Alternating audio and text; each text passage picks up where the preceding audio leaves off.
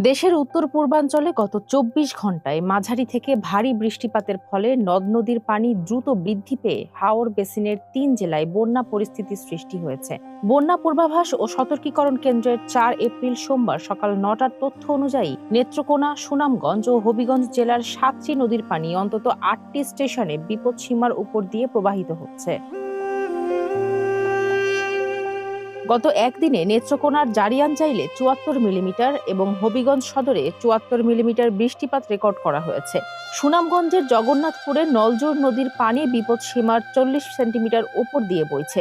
নেত্রকোনার সোমেশ্বরী নদীর পানি কিছুটা কমলেও এখনও তা বিপদসীমার ৫০ সেন্টিমিটার উপরে।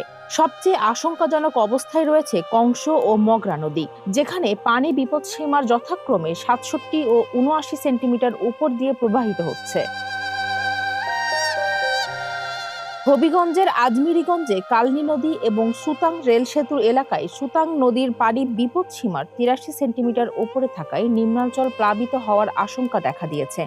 আবহাওয়া সংস্থাগুলো বলছে, ভারতের মেঘালয় ও আসামে মাঝারি বৃষ্টিপাত হওয়ায় উজানের পানি হাওর অঞ্চলের নদীগুলোতে ধীর গতিতে বাড়ছে। সুনামগঞ্জের নদীগুলোতে প্রতি ঘন্টায় ১ সেন্টিমিটার করে পানি বাড়ছে। এর ফলে নিচু এলাকার ফসলি জমি ও ঘরবাড়িতে পানি প্রবেশের আশঙ্কা করছে স্থানীয় প্রশাসন।